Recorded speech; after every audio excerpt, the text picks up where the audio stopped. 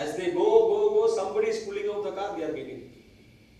I had a very personal experience, a very interesting experience, which my wife knows. I lost myself and my friend from Ernakulam. We went to Malayapur church once. In the church we went, and at 5:30, it's very dark church. It's about 2,000 feet high. It's a Christian church established by St. Thomas. When we walked, he and his family also came. We all walked up to the top level and saw the church nicely. It's a beautiful church, and British later on developed it. And then people there, one or two elderly person said, "Sir, you please go down, because there are no lights like Sabarimala. Sabarimala, you have lights somewhere in Neelimalaya. We have to get down." 5:30 we started descending. 6 o'clock it was dark. I tripped and fell somewhere. It was very dark, pitch dark, blackish dark. I lost my Longines watch, which my father-in-law had given to me at the time of the marriage. I never realized it. We came to the car, and then I wanted to see the time. I couldn't see the watch. This is a hill. It's called Malayapur Hill, 60 kilometers from Ernakulam, where St. Thomas has built one of his churches. You are now talking of a black, dark place, not a soul existing now. At that time of around 7:30 in the night, when we had already when we had just boarded our car. I never thought anything. At that time, I was not even trained like this. I never thought anything of that. I never thought that I lost my watch. My watch was missing. So on the way, I was telling him, tomorrow morning we will come again and search. That is, you are searching for a needle in a haystack. It's a very big mill, like Sabarimala, you can, mini Sabarimala. My friend said, is it worth it? I said, it's a Longines watch. More than that, sentiments is attached. My father-in-law has given. He will come. Next morning, very nice person. We drove. I only drove. From Ernakulam, we drove about 90 kilometers. Came to the foothills of the hills and started ascending. I was thinking deeply, I am going to get the watch. I also trusted my deity. The faith I had on the deity is what is important. The faith you have in the deity is what is important, rather than the deity's faith on you. You have to have a faith on your deity. It's very important. I had a faith on my deity. I walked. I saw some 5 tribals with the haystacks of twigs. Just I approached one fellow and said, "Did you see a watch? I lost it somewhere here." "Yes, sir." He took it away. The Longines watch. The point here is, one is my positive thinking. I never realized that I was having positive thinking. It can happen to some, it cannot happen to some, but don't think it cannot happen to some. That itself is negative thinking. I knew that I will get it, and I got it. Simple, you're searching for a needle in a haystack on a big mill, on a big hill, very big hill, thickly vegetated. So what it shows is, these are all some instances which I later ruminated and got to this idea. I am a member of Theosophical, that Adayar Lodge. I used to read their articles. One of the book written by Collins, the book The Occult, a Britishman, Blavatsky and Alcott, they are very much interested in Eastern philosophy, that is our philosophy, Buddhist, Hinduism and all. And then Alcott came to know that somebody in Colombo was converting a set of Buddhists into some other religion. He wanted that to prevent. Their healing was a technique being adopted. He never knew anything about healing. But he felt that he is a healer. He felt he is a healer and he will cure. So he went to Ceylon, approached one fellow, he writes, called Cornelius Appa. He had some problem. "I will heal you," he said. And then he started his healing. Within 1 week, the healing was completed. The man became altered. It was recorded. His records are still there in Theosophical Society, written by Collins. The book called The Occult. That means what they say is, if you have the positive thinking in you that you can heal, your subconscious mind heals you for any disease they are saying.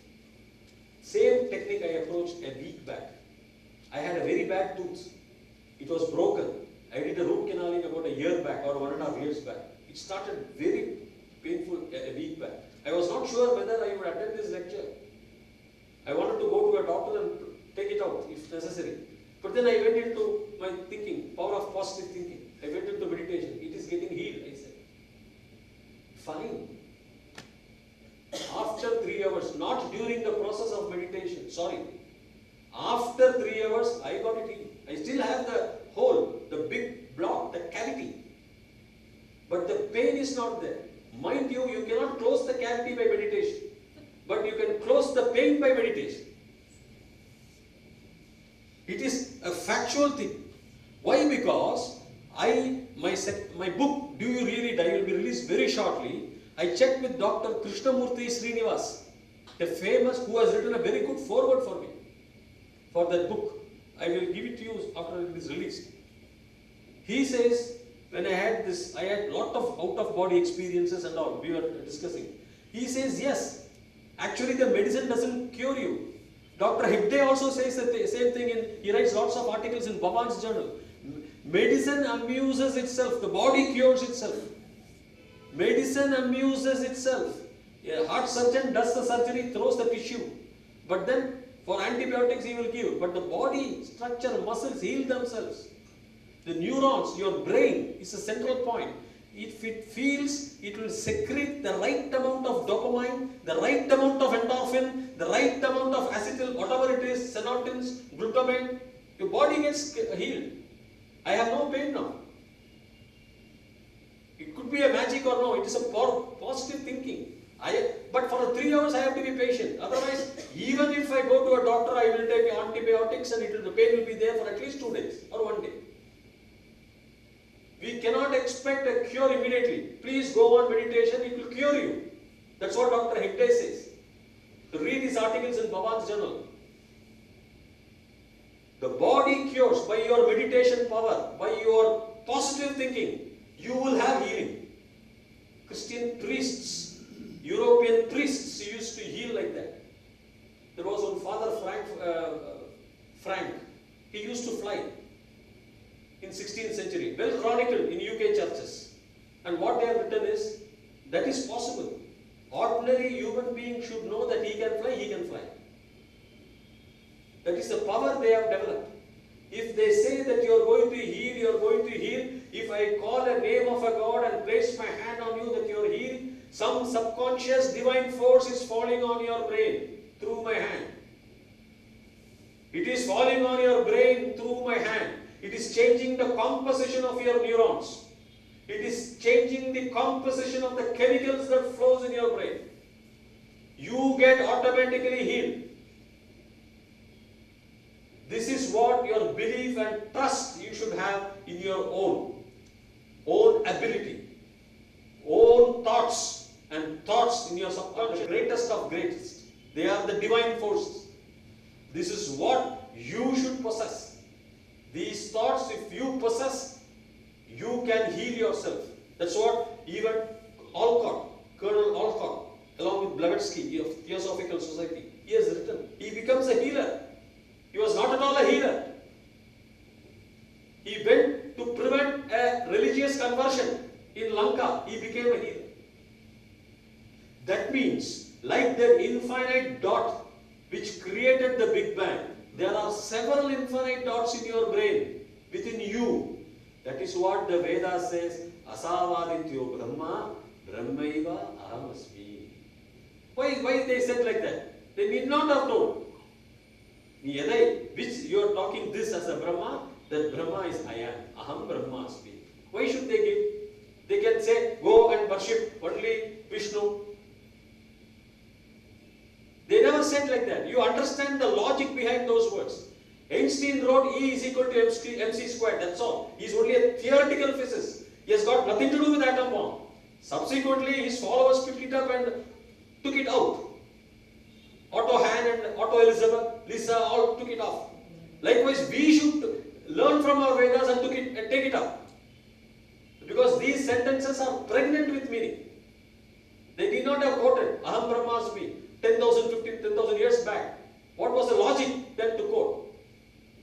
How they have found out that you are the Brahma when entire civilization was in cannibalism. The main point science. Science like Steve Wax, who found the culture, who found that we are all interconnected, who found under quantum physics there is nothing called nothing. In nothing, everything happens, says Dr. Lawrence Krauss, the famous astrophysicist, Michikaku. There is nothing called nothing. In quantum physics, there cannot be anything called nothing. Everything is bubbling, and from that nothing came out everything. There is no language called nothing. That means, if nothing can create so much, what about that nothingness?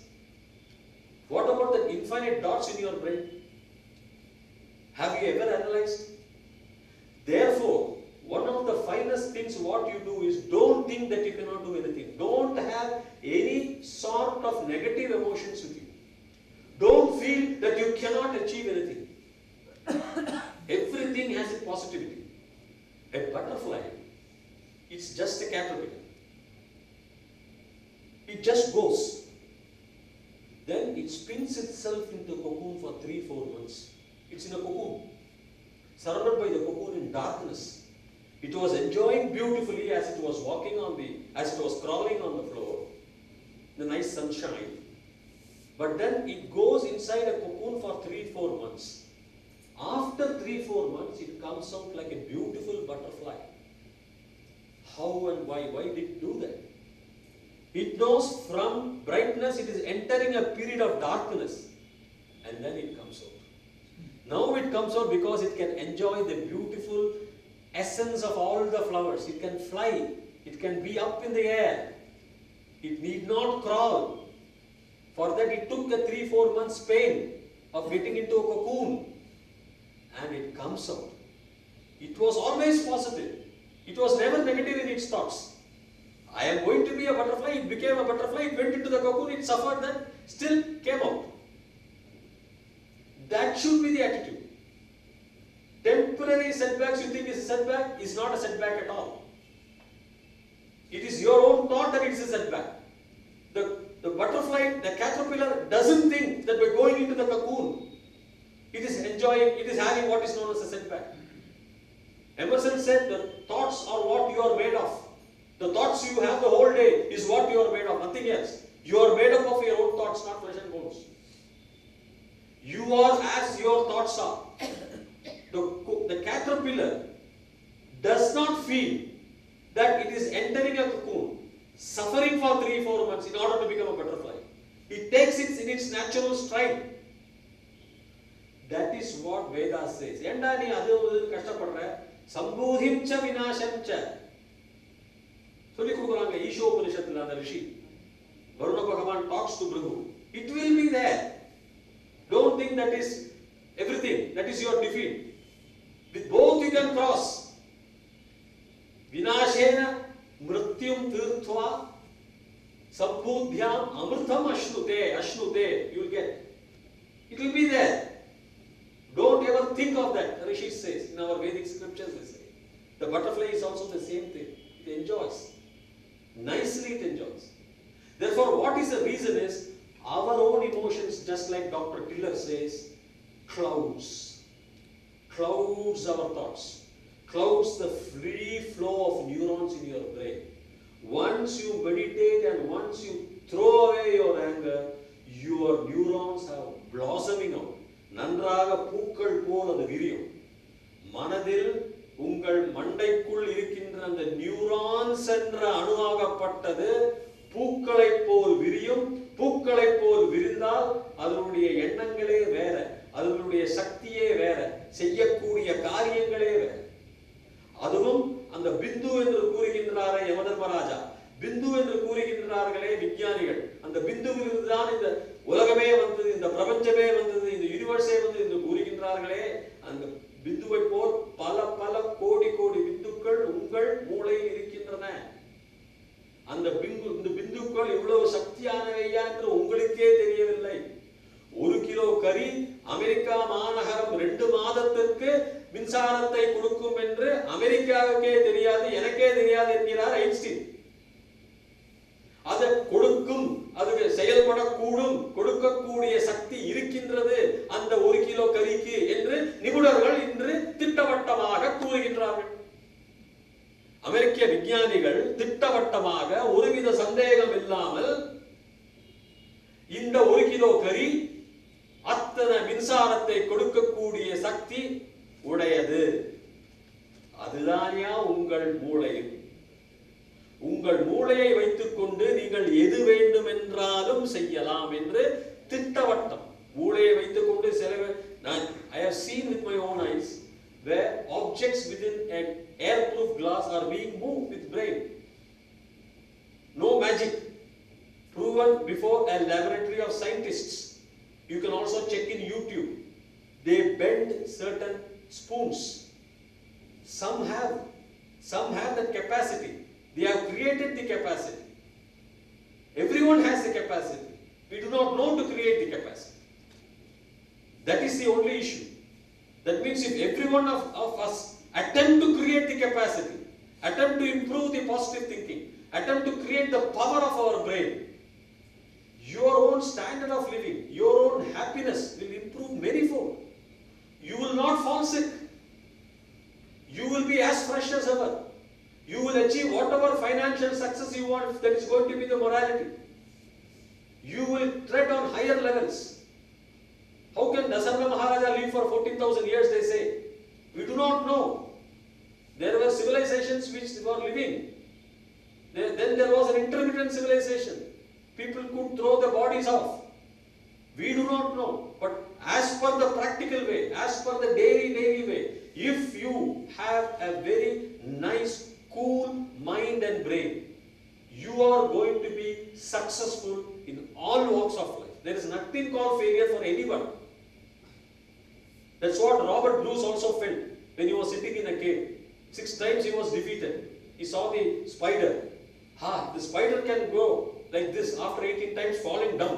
I will also win. He went and defeated King of England. The might is what? The might lies within you, not your structure. The might lies within your brains. That is what all leading brain specialists also says. They have now come to a very unequivocal confirmation that within brain lies an universe. Not one universe, several universes. You can achieve anything you want. But we do not know. We still linger down. We still have some fear. We have the emotions. We have some criticisms. We have the hatred. We have the anger within our brain. And everything we create within ourselves. So brain gets overworked with negative emotions. Brain gets overworked with your anger, jealousy, criticism. So brain is not able to function. You are tying my both hands and asking me to fight with the sword. How is it possible? How is it possible to fight with a sword with both my hands tied in the back? If you leave your brain free, if you have